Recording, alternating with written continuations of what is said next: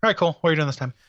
Well, Gary, I've gone around my very stately manner, and I've collected any number of flying, stinging insects, and I've put them into this box. Ooh, box of hornets. Yeah. Well, who knows? We got some wasps, we got some bees, both bumble and Yellow honey. jackets. Yeah, we got some of those flying ants that'll sting and bite you. Yeah. Yeah. Moths with spears. Yup. Yeah. I don't know why we gave them that technology, but it'll bode well. They developed it. It's a lot like the beginning of 2001. Like I think they just kind of got to it on their own. They landed on a domino. Yeah. Dung, dung, dung, and just like pulled a toothpick out of my mouth. And the first moth that slayed a butterfly. Yeah. With it. So not quite sure what this is going to do, but I'm going to open this box up. We're going to observe their flight pattern and see. And see what we get out of this. Okay. Okay. I mean, it seems like we could have used non-weaponized insects, but I mean, tell me, Gary, what's going to have more direction? A bug with weapons or a bug without? You mean like a bug with purpose? Right. Yeah. So hopefully there are some good bugs with a weapon as well that can prevent them from doing anything. They're just going to be hanging out, just waiting. I can't, man. Because if all the bugs had a weapon, let's at least wait until 20 fucking minutes in. It's not that I agree with you wholeheartedly. I need a moment. It's okay, we'll get there. Okay, well, let me rip the rip it. Okay, so the tape's off. Okay. And they're swarming on me. They're off to the races. Yep, they're off to Cole's faces. And then, in this case, the white dudes. Yeah. Oh. Well, you're kind of avoiding that. They've got a real grudge against me. They can tell if you've eaten a banana. have you eaten a banana? Does it matter? Does it matter that it happened in a smoothie? Yeah. Okay. I also put a bunch of banana runts in your pocket. Okay. Because I love my runts. Are they chewy? Or... Oh no, they're real teeth breaking motherfuckers, and I've been picking them out for about a year, and I collected them in a sack, and I put them in your pajama pocket. Oh there. Yeah. No, were you inspired by that art installation that was just a jar of banana runts next to a jar of toenail clippings? I wouldn't say I wasn't inspired by it. Okay. Okay.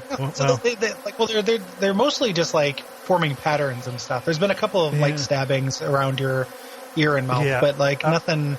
Oh wait, there's one that just stung my eye. Okay, wow. Hey Gary, is that a hornet? Is that a hornet on my eye that just stung my eye? Let me go. It's something. It's some kind of little. Here, let me grab it. Yeah, it's a hornet. Wait, I know what it's trying to tell me. Hornet. The mascot for the Charlotte Hornets is called Hugo. It's Hugo. Gary, the bees it's are... Buck Bumble too. Bump to the boom, to the boom, to the basement. God, what a dream. The fan kickstarted sequel to Buck Bumble. I'm surprised that would be more successful when like that Bubsy or that Cheetah Men thing wasn't. I bet you Buck Bumble would prevail. Instead, it's Hugo, based on the Martin Scorsese film. Yes, I like the authentic pronunciation you did there. Scorsese. Yeah, Scorsese. Scorsese. Scorsese. Gabagool. It's actually Hugo. Oh, fuck.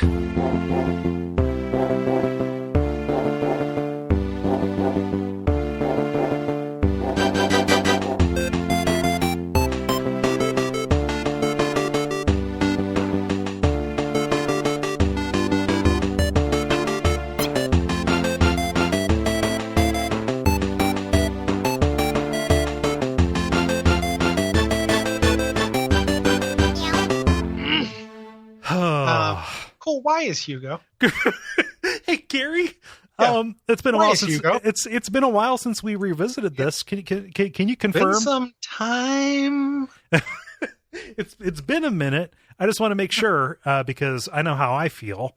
I want to see if you feel the same as well. Is Europe a mistake? I think Europe was a mistake. Okay, Europe is a mistake. There are some very good Europeans. Yeah. Oh no, I'm just saying Europe is a mistake. I'm not saying Europeans. Just as kind of a general steez. As an experiment, I don't know. Yeah, it's perhaps the sun should set on the creators of Hugo. But usually where our ire is garbage, isometric Z spectrum games. Yeah, or specifically Crazy Frog and his racing and whatnot. Yeah, and his antics. This is different. This is Danish. This is Denmark. Right. Daneland. So far enough north to know better. But Denmark, you got some shit to deal with too. Yeah. You'd think Denmark, what with its, lax laws and red light districts and stuff, would know better than this. But maybe I don't know, maybe there is a correlation between like mascot goblins and legal prostitution. Maybe. I have a little bit more affection for Scandinavia than for the rest of Europe. Yeah. Until Hugo came a calling. Yeah. Well, here's the thing. You can't get a Hugo in your country unless you invite him in. Hugo was wide fucking spread. So a lot of people are complicit, not just in this thing existing, but thriving for quite a while. Let's list the countries that shouldn't be. let me take my eraser to this grand map. I want to see clearly from Manhattan Island all the way. It's pretty much all of them. Yeah. It's the entirety of countries, except for the United States and Japan as Hugo. Romania is pretty cool. Romania survived. Well, no, they have a Hugo. I'm just saying that they've been Hugo free. Yeah. Okay. Oh, yes. Yeah, so we're in the Hugo containment zone. Yeah. In Puerto Rico, there's Hugo. So yeah. So we're kind of fucked because this is the week where we understand that Puerto Rico is part of the United States. I'm not trying to bring that up. I'm just saying. Gary, you can't say. I just need a minute. Like, just wait till 20 minutes in, okay? I'm just looking at a Wikipedia for Hugo. You can't hold that against me. I can't control your eyes. I don't control your bedtime reading. It was very strange to recognize how much of a thing Hugo is, because this just crossed our transom. It was put into our kind of suggestion thing. I need to pull up the list to see who actually suggested this. This is a premium episode, so the content that people are getting doesn't just contain our takes on this bad PS1 game, but like this is our first reaction to why is Hugo? Yeah, to the Denmark's answer to Mickey Mouse. Yes, which is like an unpleasant little like pantsless goblin. Hey Gary, what's your name? Gary Butterfield. I'm Cole Ross. The pantsless goblin. I'm Cole Ross, the panty goblin. The panted goblin. Oh, no, panty goblin? No. Did I just refer to you as the panty goblin? No. I think you said the panted goblin. I'm pretty sure I just called you the panty goblin. Okay. It's fine. I'm not heteronormative. I'm sure they're comfortable. It's fine. In like a Revenge of the Nerd sense, that would be like you knew how to steal panties. Yep. Like he's a real panty goblin. And then, like, that's Well, why is he called that? Well, he takes the panties and then he lives under the stairs for 3 weeks until the heat dies down. He goes down to Tijuana just to wait for the panty statute of limitations. Hey Gary, you know what I'm sick of right now? The word panty. It's not great. I mean, like the concept and the word is fine. In this, like we've just repeated it until it rubbed raw. Because it sounds like an adjective. It sounds like your panty, right? It sounds like a goblin who contains like who contains multitudes of just the quality of pantedness of pantness. Yeah. Like as opposed to, Hugo, who was I called him pantsless. He actually does wear pants. He just looks like he would be pantsless. His design de-emphasizes his lower quarters to the point where you would totally believe he was straight Porky Pig in it. Yeah. He is grotesque. Yes. I hate him. There is no sane world in which somebody would draw this, be it on a napkin or, on a whiteboard or as part of a proposal for what their main character of their thing should look like. And it would get anywhere past just the sketch phase. It is grotesque.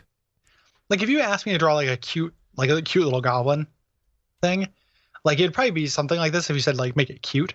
Okay. But I wouldn't like be like ship it. And I definitely wouldn't be like export it to 40 countries. And let's draw all of his friends and let's figure out his adventures and like let's create a sexy witch antagonist for him. And I definitely wouldn't give him that fuck me stare that he's got during this entire game of him looking over his shoulder, like directly into your eyes. That's like, prepare to fucking dock. Like I've never in all of my romantic adventures, I have never been given a look that is like stick the landing, like the look that Hugo gives you for 90% of this fucking video game. Yeah, I have not. It makes Miss Pac-Man look like a fucking prude. Yeah, like Miss Pac-Man is a nun. Hugo is beckoning me to pull up to the bumper. Yeah. It is essentially like Hugo is looking over his shoulder and being like, your girlfriend ain't here. He's calling your girlfriend. It's like it's the Robin song, but in like cartoon form. Hugo is looking at me and saying, "I'm ready if you are." Yeah, just like add a little texture to your sexual history. By fucking this goblin. That's me. I am the goblin. Yeah. Please do it. Like he's just like he's extremely open and up for anything, I think. Yeah. And you're hitting on something that is, I think, key to the Hugo experience, which is Hugo is very much aware of you as an entity, of you as a player. He's constantly staring at you. Yes. After you die, he is constantly tapping on the glass and saying things to you, saying little one-liners. Yeah. Which we neither of us got to play this in English. We had to watch English dubs or watch English videos of it. Right. Because for some of the ISO doesn't exist in English. But I was way into it when I didn't know what he was saying. Sure. And it was just him saying like weird German things to me. It's remarkable how much surreality is added when you have a tiny little sex goblin saying der Spiel ist laden. It's just like it just makes it seem so much dirtier, Yeah. Like I just don't like I feel very at sea when that is happening. So I think that I might have had the canonical experience, not just playing this on something closer to its mother tongue, but not knowing what the fuck was going on. Yeah. So Hugo's appearance, he's like a tiny little goblin kind of thing who's wearing what I would have to say is like a lederhosen. Yeah, it's like a lederhosen. It's almost like overalls, but with one strap. Unlike what you would imagine a goblin or a troll being, he doesn't have like green or blue skin. He's got straight up flesh tone skin, which I think adds the flesh to tone is a real problem. It's a real problem, as is his just kind of like curly hair that sticks out. Like it's really realistic and stuff. Like it looks like you're following like. The genre of this game is something I like to call effectively endless runner. And it's more or less like you're following Paul Reiser to like an audition or something. Like the hair looks realistic in that like in a way that I'm really uncomfortable. And from behind it is just like you're following, the bad guy from Alien. Right. Aliens, Who was Paul Reiser? Yeah. Yeah. But it's just Hugo Hood. Yeah, no, this might as well be mixed media. Is the thing. They might as well have like digitized an actor's photograph and just took the hair and put it on there. Yeah, a la Mortal Kombat. Yeah, the hair is very realistic and just kind of suggests like a hairiness quotient. Yes, like a hirsutitude. Yes, hirsutitude. Like a thick like Brillo pad, blacker than wet black velvet, and just like thick hair. And like, you don't get to see Hugo's like ridiculous pube mound. Right. There is literally no way that he does not have like more pubes than 10,000 effective teens. Right. Like super teens, like as opposed to ineffective teens, which I think you and I were. Who didn't quite get on the trolley, so to speak. Yeah. The trolley. Trolley. So, turning our attention elsewhere, he's got one big old tooth that sticks out from the bottom jaw. Got a big round nose. What's that? I just kind of like it's like part of the look I hate. Like he signals as like a real like dipshit hillbilly. Yes. Also like the later hosen with no shirt implies that as well. Like you would expect him to be carrying around a jug with three X's on it. Yeah. He's got big old elf ears, along with, in some renderings, like these just big earrings that are kind of strange, and 2 little demon horns. He's a little piece of shit, and I wish he would die and also have never been born. The childbearing hips. Yes. Like, there's something about how bottom heavy Hugo is that contributes to his, like, come experiment with me. Like his Morrissey, like, ask me. If it's not love, then it's the bum that brings us together. Like, thing that he has going on. Like, he's very, wobble weeble. Yeah, he's definitely got a certain Calipigian aspect to him. Yeah. Yeah. And generally, like, I'm down for a pair of childbearing hips. It's just, like, weird when it's on this, like, terrible sex goblin. Yeah, and also weird when most of this game features him wiggling it at me. And looking over his shoulder, like, something about, like, the gesture of looking over your shoulder back at me has been ruined for me. Like, I can't not look at that as, like, I'm following someone to a bedroom. Because that's exactly what it looks like. And it happens every time you're not moving forward in this game. Like, our ducking, like, looks over at you. Like, the platforming section of this game, they just kept looking at me, like, right in my eyes. It's fucking weird, man. Like, just like, are you coming?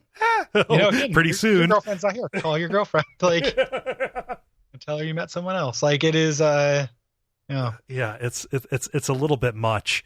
So Hugo, it's very rare that the main character is the dad, and I think that this is also maybe something of a different ilk, right? Has to do with that's from somewhere else, because like the main character of the Berenstain Bears isn't the dad. It's it's Brother Bear, Sure, yeah. So, but he's got a family, and his family has been stolen by Scylla, this witch. Now, in the original seasons, she was kind of a crone figure who used magic to make herself look sexy and young, especially when she was around Hugo's wife, Hugina. Mm-hmm. Yeah. Who also is like portrayed in the cutscenes and stuff as like mildly coquettish. Yeah. In this way that I'm uncomfortable with. Scylla, the sexy witch, who's like pretty much the same thing as the Battletoads nemesis. Oh, for sure. Yeah. Is if you look up Rule 34 Hugo stuff, like only the witch shows up. Absolutely. Yeah. I'm really surprised. I'm actually very surprised. Like, I really expected like Hugo like be laying pipe, and instead it's just the sexy witch. What if what we're seeing isn't those childbearing hips? Like, all of his pelvicular roundness happens. Oh yeah, it's just coiled around him. Yeah, like he's sneaking his dick into a movie. Oh, like an inner tube. Yeah, it's like a little camelback. Yeah, like you must have a normal sized ding dong to enter, and he's just like, "What? Askam lieben." Just wraps it around his waist and then sneaks on in. Yeah. He's like Milton Berle, just takes out enough to beat you.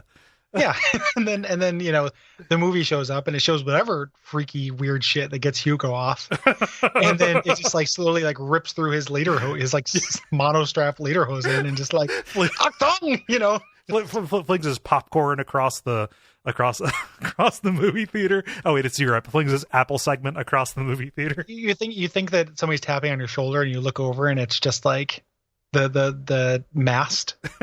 It's just Hugo's lead time, Like, his lead time. Like, it's just like, and it's probably too. He's probably one of those guys where like, like you get to my age, our age, and you've seen a lot of porn, Mm-hmm. Even if you're not like super into it, you've seen a lot of shit. Yeah. Every once in a while, you get these guys that like the hair kind of like crawls up their dick. Yeah, it's especially when it's all the way up to the tip and it forms like a big curl that extends upward, and then it blows out like a party favor when he. Yeah. It explodes like like it looks like Superman's little colic thing. Yeah. First, and then that Hugo is just like, God, he doesn't have hairy armpits. I wonder if he shaves. I think he does. Yeah, I can see that. Yeah, like I think he waxes is the thing. Oh yeah, but he waxes himself. He doesn't want to burden anybody else with that. No, here's the thing is we've had a lot of fun, but he's a good husband and father. It's okay for us to make our jest, but really he is an American hero and to be treated as such. He specifically was never an American hero. It's so he is a good father and husband because he goes to rescue his family from his from Scylla, this witch who just seems to, hector them or hecate them. Cool. I hate to, every once in a while, like, we'll do some Googling in the middle of this show. And something will come up that I have to like interrupt you, and I apologize. Are we about to take a left turn?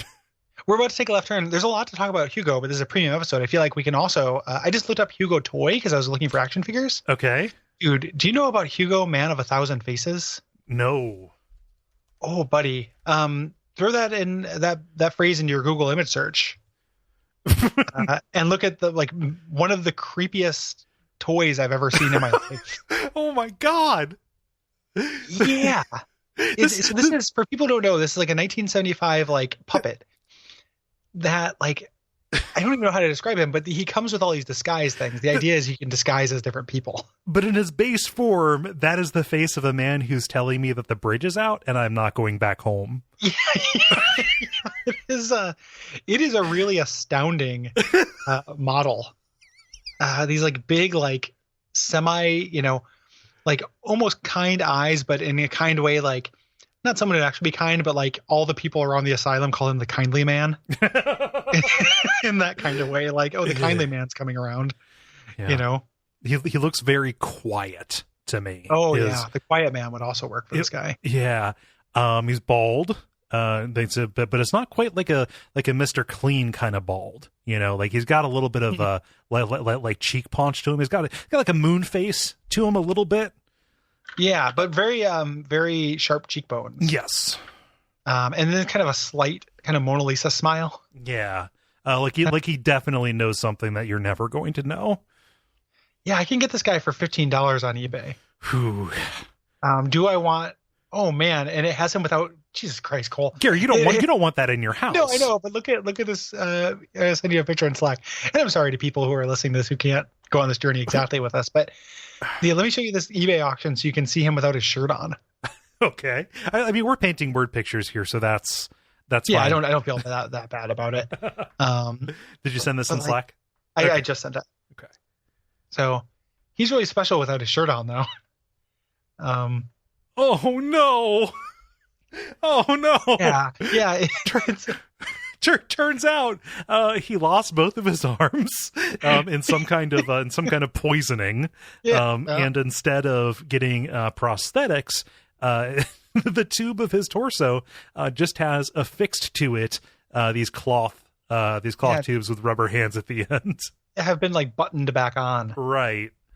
God, why, it's so weird that this is the most popular kids show in wherever, and I didn't get find a Hugo toy. I found this American monstrosity. Maybe America is the place that needs to go. I mean, this is a distinctly American toy. We're making a pretty compelling case. Oh man, and all these accessories that come with Hugo, the Man of 1,000 Faces, just serve to make him scarier. He's disguised. He does not look any more like a human. No. And here's the thing, this is the secret of any unsettling portrayal of the human form, especially the face. Always look at the eyebrows. Gary, look at the eyebrows, and what do you see? Well, so the real version doesn't have eyebrows. No, and that's why he's upsetting. Yeah. That's such a bad look. Every once in a while, somebody in high school would do that, and I'm just you look like a monster. Nobody looks okay without eyebrows. Hey, Whoopi, how's it going? Put that away. Yeah. Okay. So I'm very happy that you brought this to my attention. I'm amazed that I didn't know this was a thing, and it's it's got there's media about it and stuff. It's shown up on stuff. I just missed him. Yeah, it seems so it was definitely part of 70s culture. It looks like so Kenner toys is what this is. So definitely real 70s. Yeah, a lot of the actual pictures of this thing look like curse pictures to me. Yeah, very, very much so. I will keep an eye out for this bad boy in my travels. Okay, Gary, I have to insist you do not invite Hugo into your house. Either of the Hugos, any of the Hugos, especially if they come together. Yeah, no Hugos. Move. You can have one. Gary, burn down the house and salt the ashes. Yeah, that's this guy's intense. And Hugo the Goblin, Hugo the sex freak. Because Hugo, the master of 1,000 faces or whatever, there's no way that this guy fucks. Hugo the Goblin definitely does. I think Hugo the man of 1,000 faces, though. I can't. Yeah, I think that the man of 1,000 faces, Hugo, has burned his functioning privates off with acid. Oh yeah, just to better fit in, to get past that dick detector that was keeping Goblin Hugo out of the movie. Hugo out. Yeah. One feature. God. Oh Jesus, Gary, the back of the box. Yeah. There's a couple of these that are really racist too. Oh, of course. Put that together, but there's a couple Chinamen he can turn into in kind of a pretty gross racist sense. That's not the preferred nomenclature. I know. Well, I mean, that would be what he would. Oh yeah, and I was also quoting the Big Lebowski. Oh, yeah. One feature of Hugo that we're going so slow, but just like there's so much here. One feature of Hugo we haven't talked about is his horse's tail. Oh yeah. It's not a horse's tail. Like a horse's tail is just long flowing hairs that extend out from nothing. It's almost like a lion's tail, but if the tail part was rat tail. Yeah. Yeah, there's definitely flesh involved. And it is prehensile in a way that I don't care for. Yeah.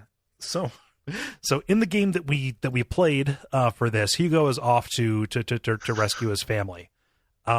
Something I didn't realize. Here's what we should do. We should describe this game that we're playing and then give the kicker about the way this was deployed. Yeah, then the origins of this whole thing, which is legit interesting. Yeah. If not good. Right. So the game is a collection of mini games that you have to complete to rescue your wife and child. All of which Hugo is looking over his shoulder at you or looking to the right of you. It's very gross. Most of them are essentially the same mechanics as an Endless Runner, where there are 3 tracks, and you move between them. Right. So you're either skateboarding or running or on logs or doing something like that, and you have very limited input to avoid obstacles on your way. And when you get hit, you get to see a little animated cutscene of Hugo tapping on you're dying in some way and then tapping on the glass to get your attention. Yeah. And that's Hugo. The deaths come across like low stakes, no mortality Dragon's Lair. The way that you die indicates which little cutscene you get. And I was amused a little bit by just kind of seeing the different ways it would go. And again, amused is predicated entirely on a loose definition of that word and also playing this in a language you don't understand. Yeah. Yeah. Every once in a while, somebody would shout something in another language and it ended up being kind of funny. Not just because haha, different language than me, but it would just be, had some classics of game appeal. Yes. Yeah. Hugo would keep doing the same thing and keep shouting the same, phrase over and over until it became a Tim and Eric, ooh mama kind of thing. Yeah.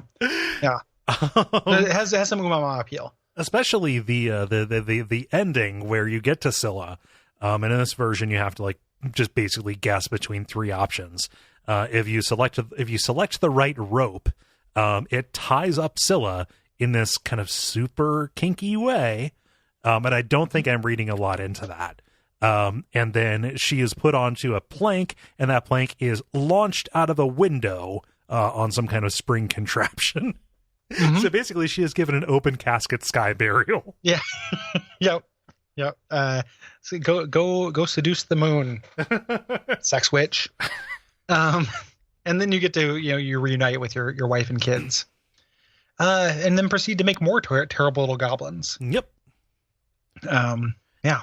So as a property, this is a very wide ranging thing. It ran for quite a while, mostly in Denmark, and they turned it into a whole kind of universe, right? There are lots of different Hugos, lots of different enemies and things like that, with appeal that I do not understand one whit.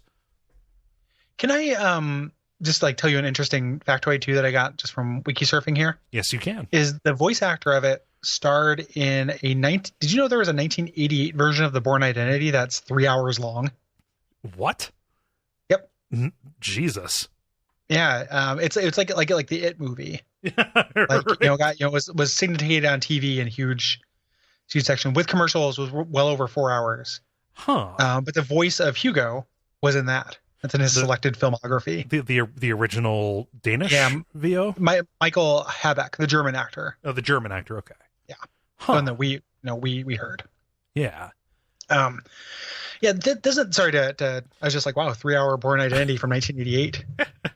Oodalali.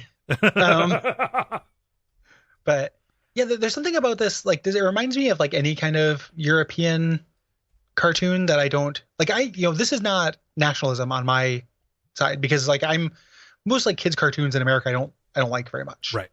And I'm the guy who is not gaga for animation in the group. Mm-hmm. So it's not like I'm saying like, Mickey Mouse is so much better than like Asterisk, the racist Viking or whatever, like, or Tintin, the racist kid, right. Or that is pretty much Tintin's whole thing, right? Yeah, Hugo, the racist goblin. Like, I'm not saying like Mickey Mouse is inherently better than that, because Mickey Mouse was also incredibly racist, right? Back in the day, and Disney things, but it's all just kind of that weird offness of just not having grown up with it, right? So like, is this inherently weirder and more off-putting than like Mickey Mouse? I can't actually say. Yeah, it's tough, right? So I know this is not a good way to have a discussion about this. Mickey Mouse seems to be a difficult one to make that comparison to, strictly because it has been so like commodified and shipped everywhere. Yeah, like, is there some other the Teenage Mutant Ninja Turtles, like that? Well, that is also, all these American examples have just been like sent out to the rest of the world. But I know what you're talking about. Cultural imperialism is a thing. Exactly. That's the word that I was looking for. But I know what you're talking about. Like, it seems stranger to us because there are an awful lot of assumptions that we make about our own shit that just we just never question. Right. Yeah. But Mickey Mouse, we're American, and we say things like, Mickey Mouse is normal because he has a normal mouse-sized dick, and Hugo is weird because he has gigantic thundercock. Right. And like, maybe that's just weird because we grew up with it. Uh-huh. Like we all grew up knowing about Mickey Mouse's normal, like average mouse penis. Right. So we think it's weird to have Thundercock McTroll Olsen over here, the Swedish troll god thing that this thing is. Right. Yeah. And I was about to go off half-cocked about this whole thing about, like, I know that it's Scandinavia and Iceland. I know that there are some countries up there that are real into the idea that there are still elves. Yeah, and like they're just kind of like invisible, almost pixie figures that do exist. Like, yeah, elves exist. Cool, thumbs up. I might be thinking of Iceland, which I know is a different thing, so I should stop. I mean, who knows? But there are countries that still, like, theoretically there could be, and this cartoon probably aired in a country. Yes. That still thought trolls or elves were like a real thing. Yeah, yeah. So it was playing off of a completely different a completely different milieu. You know what? Yeah. So it's not an American thing, but like, we believe in mice. Right. So and trolls are as common as mice over there. Yeah. This isn't an American thing originally, but I think that it might be similarly baffling. This must be what the troll or what the trolls what the Smurfs look like to other people outside of us. That's more or less what the Smurfs look like to me, too. Like, and I'm not trying to, sound cool by not being into the Smurfs, but like, they do seem like just like unpleasant little goblins to me. Like, there's a rainbow of unpleasant little goblins that we're expected to appreciate and enjoy as kids. A whole smorgasbord. Yeah, it's pretty strange. Yeah. Well, there's a little monster, but like, you like him. Then you get like Gooby, and you get all those cartoons, Mac and Me and stuff. Like, these things are just based on like, what if there was a little goblin? Gooby's a whole different thing. God, I know, but like, he is a repulsive little goblin. Well, he's a repulsive bear man. Gooby is like, what if that crazy guy in a bear costume who was sucking that guy's cock in The Shining got his own children's movie? Yeah. Yeah. Maybe not Gooby so much, Mac and Me. Yeah, Gooby is also, he's more than a bear, man. Like, Gooby's got a lot going on. Like the Garbage Pail Kids. Yeah, you were expected just to accept the Garbage Pail Kids as like these walking, talking little, like, God, I would love to find a way to cover that for the network somehow. Just because like I like a deep dive on that movie. That movie is out of this world. Yeah, bonkers. But like, just like as kids, just like, here's an unpleasant little monster that like, farts and fucks, and like, you're just supposed to dig it. You just don't really get it. Yeah. Oh man, I remember what a big hit Bad Santa was. Yeah. Yeah. Same thing. Yeah. Hugo, Bad Santa, same thing. Yeah. Here's this movie about like how much Santa loves anal sex, and if you can read between the lines even a little bit, you can play this video game about how about Hugo enjoys being pegged thoroughly and consistently. So, to completion. Thoroughly is my favorite adjective to describe sex. Yeah. We did it thoroughly. It's a good man. So we've been burying the lead, and like this was news to me, but literally anybody else in the entire world would say, "Oh yeah, Hugo, they did this. This really was news. This is a game that was done on interactive television." Yeah, this is like Satellaview, like Nick Arcade you can play from home. Even different than that. This was one kid would call in and then play it, and everybody else would see them do it. Yeah, like Satellaview or like Nick Arcade you could play from home. Oh, sorry. Yeah. I for some reason I thought you blanked out the second half of it. Yeah. There we go. Yeah, it's pretty, and that's why the games are such like simple. They're so simple. Like it's just you just move in 3 different directions from 3 different tracks because they had to be games you could play on your touchtone phone. Right. And so when you watch YouTube videos of this, of like just airings of this show, it's the same stuff. Like what we are seeing on PlayStation is just these Amiga graphics that are being represented here. They would have like little cues, like to move left, hit 4, to move right, hit 6. Yeah. Yeah, it's real strange. And then they just like, here's the home version of these things. And like, there was never a home version of the Nick Arcade games. No. Because they're really terrible, but Hugo was a bigger hit.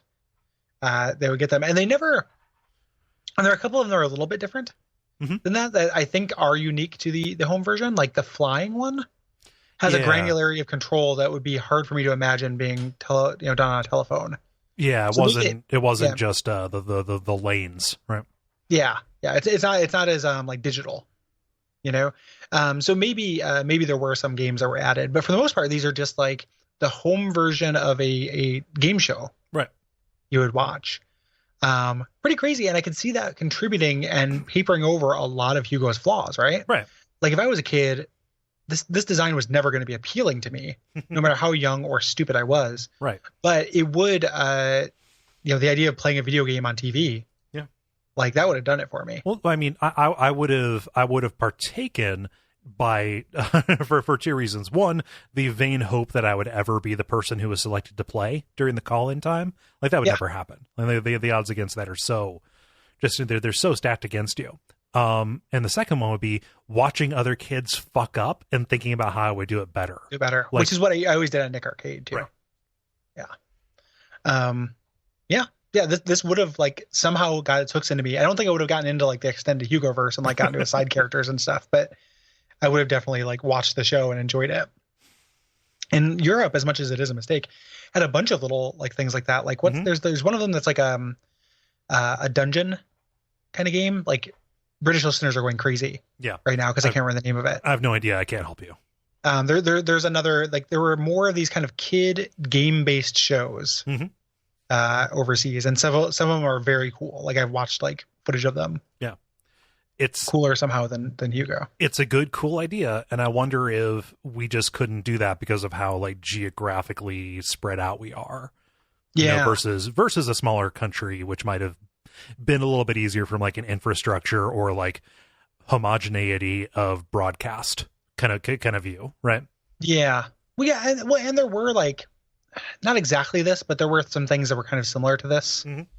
Like got Captain Skyhawk or Captain not Captain Sky, Captain something like that, where it was like a TV show that would show on you could buy a toy and you had like a gun that was like a jet on a gun handle. And you would like pretend to shoot and it would actually like register in some kind of way when you shot. I can't remember exactly how it worked, but there was something like that where you could like play along with that. I mean, I know about 30% about a lot of things today, but not enough to make it actually useful. Like I remember that. I don't remember its name or exactly how it worked. I just know it was a thing. It sounds like it would have been something in the late 80s for people who could afford cable in the late 80s. Yeah, I think it was like an early 90s thing, but like America didn't have exactly that, but it had like that, whatever that Captain Skyhawk thing was. We had like Sega Channel. We had a couple things that tried to go along with it. Yeah. So, and I'm kind of surprised this probably had to have been like pitched to the United States, because if it was such a big hit elsewhere, someone pitched something like this. Yeah. And maybe the fact that it was a shitty game, or by the time it actually made its way over here, it was too primitive. Yeah, it was way, way too outdated. Yeah. Yeah. I don't know. So, hard to say. It's neat. Like, it just, there was something about it didn't fit into my world view the way in which this was a game show. So we got it suggested. I'm like, okay, Hugo, this cutscene is really weird. This looks like, okay, we'll put it on there. It won kind of handily out of its weirdness. And I did the initial research. I'm like, okay, this is like just a thing elsewhere. And then there was a show based off of it. Weird. Like, it didn't, in my head, I didn't think it was possible for them to do what they did by controlling this via phone and broadcasting one person's play to everybody else. Like, it took people in the Slack saying, oh yeah, I remember that. Like, you could call it and play. I'm like, surely not. Yeah. Well, fuck, man. Yeah. Cause I would think there'd just be the lag would make it impossible to play. Yeah. That's what it seems like, is it would be impossible to actually. But there's weird stuff, like old style broadcast didn't really have lag. Not appreciably. Like, there were stories about just like with baseball games, there were certain like radio commentators who didn't show up on TV, where you would watch the picture of the game on TV, but then listen to the radio. And then in the switch to digital, the lag made it so that wasn't possible because the audio would come out way before you actually saw what happened on there. I think that it literally just is like a technological moment where telephones were good enough and TV was bad enough but instant enough that they could make this happen. They just overlapped. Yeah. Hey, cool. Do you want to give me a quick guess on when the most recent Hugo video game was released? Oh, Jesus. It would have to be like an iOS thing. Let's say 2015. It's actually, it's older than that, but you're right. Like, it is an iOS thing. It's Hugo Troll Race on 2012. Okay. Yeah, still too late. Still too recent.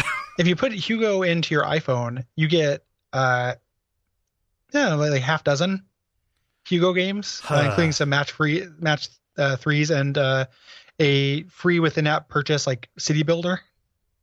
So you can just do the lore and none of the mechanics. None of the breakneck action play. Yeah. Yeah. Weird. Fucking weird, man. It doesn't. I mean, it goes without saying. This is a terrible game to play. Like, it feels. Yeah. It feels awful. It's incredibly slow. The hit detection's extremely bad. Yeah. It also feels unfair at points. Yeah. In a way that seemed designed to screw kids who called in. Yeah. Like the side-scrolling one where Hugo just kind of walks forward and you have to jump or duck are your two modes. Like, there are sections. The thing you duck is this tree branch that's being bent away from you and then rubber bands into your face. The timing on that and the point in which it is a hurt box is impossible to determine.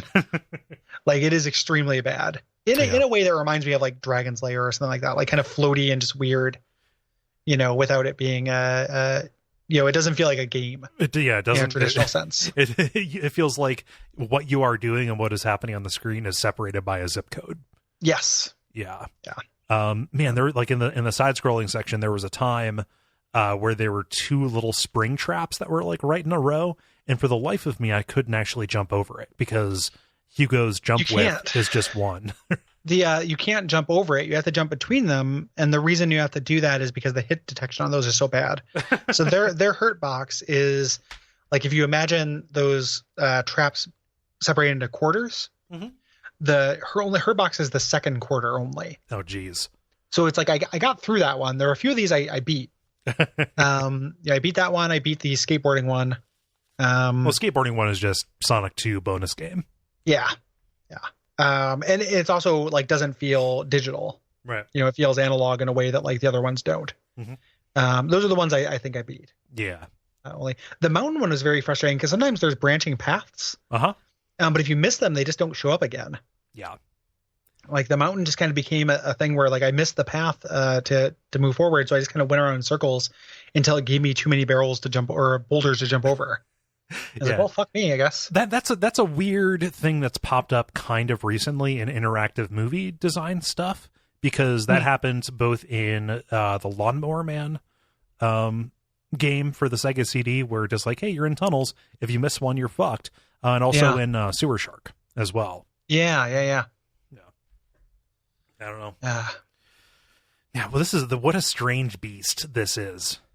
Extremely strange beast. Yeah. Yeah, I'm glad I know about it. I think it's bad. I'm not trying to shit anyone's childhood if someone's like way into Hugo. Oh, yeah. I guess, but as like, just imagine, I would like to think somebody could have some empathy for where we're coming, like the way I can empathize with someone being a kid and getting into this, and it's like, I don't think it's that much more different than like our Mickey Mouses or what have you. Yeah. But like, have some empathy for somebody coming across this as an adult too. Yeah. Where you're just like, here's this like horny little hairy guy who is just like, we're expecting just to, just take seriously. Yeah. I'm supposed to be on his side. Yeah. Like there's not tons of information online. No. Other than just like really bland synopsises of what the show was and incomprehensible YouTubes of the show. Right. My favorite review thing I found on GameFAQs as related is for Hugo 2 by Dark Dude 98, whose review, Hugo down the toilet now. That's a sentence I just think is very funny. Like, Hugo down the toilet now. This is where you belong. Yeah, Hugo down the toilet now. I just think that is very funny. The message board for the Hugo game for PlayStation, not a lot going on there. There's one topic that is just need help, and then it's an ASCII pedo bear. Great. Yeah. Thumbs up, man. You're doing awesome. Zero Fury Bahamut. Your account is canceled. Literally, there's no information on him. The real action, Gary. And I just dropped Is it Hugo the Evil Mirror? Yeah. Yeah. I found that. I played that game a little bit. You walk around. It's a terrible 3D platformer where you walk around like using a bazooka as a melee weapon. Why? The bazooka. That game... I get that it functions as a tube, but why would you just use it as a tube? Yeah, no, so the Evil Mirror for PlayStation is one of the most zoomed out 3D platformers I've ever played. Weirdly enough, it feels like I'm playing one of those like Micro Machines RC car games. As what it feels like. It's not a good game, and nobody expected it to be. What I didn't expect was what is going on the Hugo with Evil Logan Mirror. Hunter? What's that? With Logan Hunter? Yep. Our boy, Logan Hunter, yeah. Yeah, with Logan Hunter and this entire kind of cohort that has taken up residence on the Hugo board. The last post is as recent as like earlier this September. Yeah, September 6th. Yeah, at 4:30 a.m. in the general chat 2.5 thing, which has been locked somehow. And it is just, general chat. Yeah. Like this is, we talk about a lot of people who, use GameFAQs message boards for nefarious purposes. Right. This is just them using it for like, they need a home. Yeah. Like this is just a cheap message board. Right. And like this, when we say, oh, they're doing this, it's not an invasion. It's not like that weird Mortal Kombat board that moved from somewhere else. And they made it their general chat. These are the same people who have been posting here for 9 years. Yeah. This is a community. Since the very beginning of 2008 is when they were doing this. And I was just looking into this and I felt a little bit like a voyeur. I felt kind of bad. Notwithstanding the fact that they put it out there in public, but like talking about how they're having kids and just like, oh, we moved or I got into a car accident. It's CJC's Boyhood. Fuck you.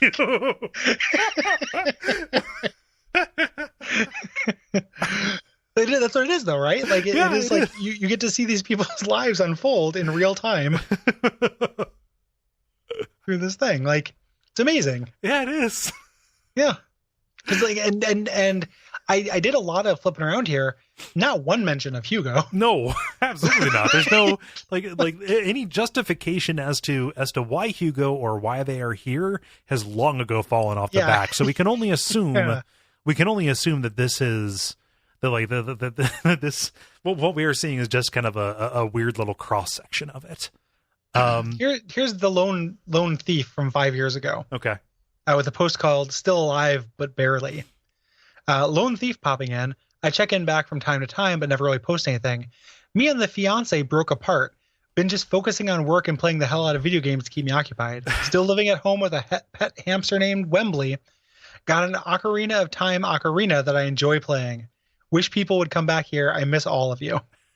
So this looks and feels exactly like the times about 5 years after I stopped playing EverQuest, when I would go back to my guild's message board to see how everybody was doing. Here's a Canadian dude. Oh, geez. Don't take Canadian dude from me, please. Okay, no. I'm sorry. I didn't know whether you had it on deck. So please, Canadian dude yourself. Canadian dude 10 years ago saying, I saw Borat. I'm sorry to say I found it rather offensive and unintelligent. Now, take something like Frasier. There's good humor, but I'm afraid Borat just doesn't do it for me. Emoticon. What the hell? Like, what an amazing specimen this is. So, like, do you ever think about just like and just really have your mind blown by how much hidden information there is? Like, and it's not just doing the show, right? Like, a predictable place to take this would be like, it's crazy that we do the show and we find out all this stuff. But this stuff has always been here. Like, even just like Hugo, the Man of 1,000 Faces. There is just such a preponderance of things that we don't know about and would never know about, of just secrets in the world of things like this. And like, maybe they're bland secrets. I mean, just like this is like somebody's take on Borat from 10 years ago. Yeah. Pretty like bland. A bland secret, but like, there's just no way that someone should find that. No. It is just a secret thing. Like, it is explicitly like, here's a thing for 12 people in this world of 7 billion or whatever.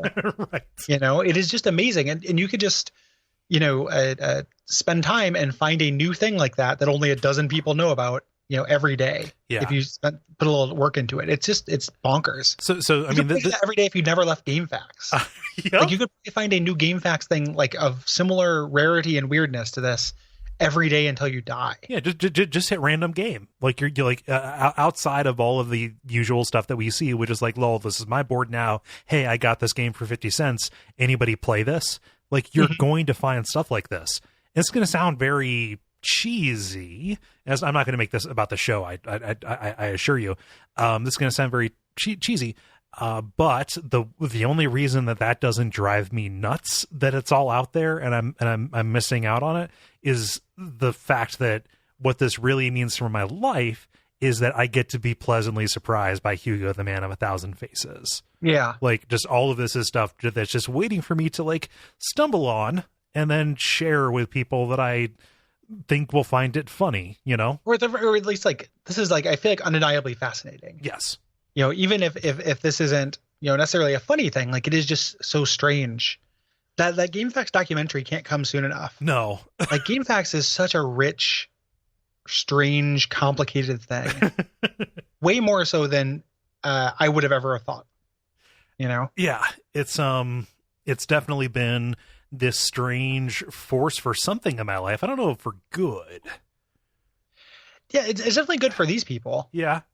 Like, these people seem a lot happier knowing each other. Yes. And they don't talk about the game, but they refer to themselves as Hugoist, or like Hugo pal. They talk about Hugo pals. Yeah, Hugo pals. Like Hugo to toilet now. Just like Hugo friends. Like, it's just these guys, man.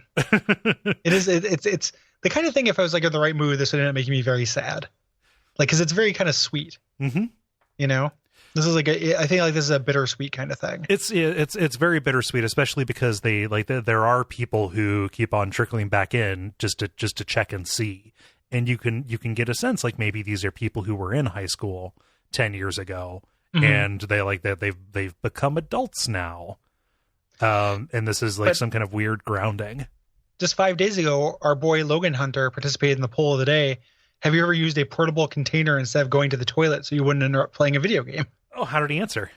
It doesn't say how he answered, just how most Game Facts people did, which most of them held it until there's a break in the game. Okay. So 8,000 people. But a distressing 200 people say they usually keep a bottle or other container beside me during long play sessions. Oh, no. Yeah, I don't care for that. 200 people said only once and it was an emergency. And about 300 people said they've done it a few times during some particularly long online battles. Oh, geez. Come on. No. Yeah, I don't care for that at all. Emergency is fine. I usually keep a bottle or other container beside me. No, like just in case. Yeah, so I'm going to enter into a database that is probably associated with my name that I have stopped participating in even the masquerade of humanity. The NSA is going to put you in, the special inhuman. Possible pod people, the PPP column. Strangely enough, like I've peed in like a car. Yeah. Before in like a container, like on a road trip, because you don't want to disappoint your bros, Yeah. Like having to pee all the time. Yeah, there's a certain ritual aspect to that, I think. Yeah. And it's also something you stop doing. Right. At a certain age, like 1,000%. Yeah, when we were driving to Columbus, there was no like, oh man, I've got a Mountain Dew bottle here for you. Yeah, like it just like, no, we can stop like humans. Right. Like as you get older, you get to control when you're a human more. Right. Why would you choose to be a human less? That is one of the wonderful things. Emergencies, there's no shade at that. I've pissed in a garbage can before. Like, oh yeah, come on. Yeah, I pissed in that like a basement sink. Yeah. Things like we talked about that drain. Yeah, that's why that drain's only there. On your belly. You give them that amber slurp. you give them that golden sip. If you got an amber slurp, you need to drink more water. Drink it, ghoulies. Yeah. You lay pipe right at the back of Throat Town. Yeah. And you fill until you ain't fill no more. Yeah. You beginning of 7. These ghoulies. Until Mills and Somerset come along and puke when they see these ghoulies. And ask what's on the ghoulie. See, that's another thing that Europe does weird. Ghoulie means testicles as opposed to little green ghouls. Yeah, it's weird as opposed to toilet goblins, like it should. So this weird little this weird little pocket community that we have here, are they force of good or evil? I think these are the citizens. Okay. I think these are the stakes. Okay. This is what we're fighting for. Like when Buffo climbs to the top of the mountain and like flexes at the sun, this is who he's thinking of. Right. Yeah. And if it comes down to like an Earthbound style, like pray so we can beat Gigas kind of thing, they're gonna pray. Yeah. Give us your thoughts and prayers to defeat Gigas. I thought we were gonna do it again. I thought we were gonna get past it. Come on. No. We can't. It's people keep shooting each other, and then also politicians and dips keep talking about how sad it is, but there's nothing we can do.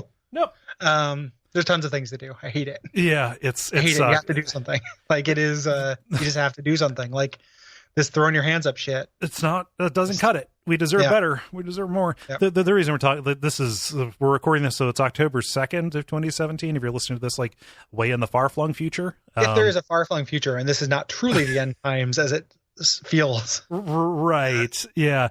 We're recording this on a Monday. This comes out on a Wednesday. We might top this by then. Who knows? Today is the day of the worst shooting in American history, the worst mass shooting. There's no qualifiers. It is one of the most heinous things that has happened out in Las Vegas. So that is why I am just distraught, because today has been a very dark day. Yeah, that happened. Tom Petty now they're saying that he is actually like hanging on for dear life. But like he's not. He's brain dead. Yeah, there's no quality of life. He's been brain dead for like a day. Yeah, they've pulled life support. We're not getting Lucky back. No. Yeah. I don't. Yeah. So it is. And this is also happening in the midst, just for future historians. Yeah. Like as Puerto Rico is underwater, and like there have just been literally mind-blowingly dark things coming out of that, which was a week or so after all of Oregon was on fire, which was a week or so after all of Houston was underwater. Yeah. Which was right around the time that Florida was like. I mean, it does. I don't believe in end times. If I believed in end times, this would feel an awful lot like it. It feels like we have tipped off of some kind of cusp. Now, what we have found is that beyond every cusp that we've tipped off of is a new valley, a new nadir, and a new cusp to get on. Yeah, there's just new cusps. Yeah, so like we're not going to have just blood moons and stuff like that, and horsemen. It's just going to get worse and worse until. I was about to say until it gets better, but even I can't be that optimistic. Yeah. Who fucking knows, man? It's no good. Yeah. But these sweet people on this Hugo board are good. Yeah. We can use them to buoy our spirits for just a moment. Yeah. If you like the show, it's a premium episode. You have already supported us to get it. Yeah. We appreciate that. The only thing you can really do is that if you think that this is good and these episodes are good and it's a good value, let other people know. Yes, please do. Tell your friends, rate reviews. Give people on this premium episode tip. Yeah. So, yeah.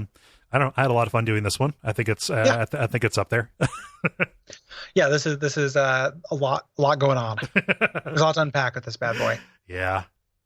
I don't know that I have anything more. Thank you so much, everybody, for listening, and hold each other tight. Yeah, hold each other tight. That's all. Who is comfort dog?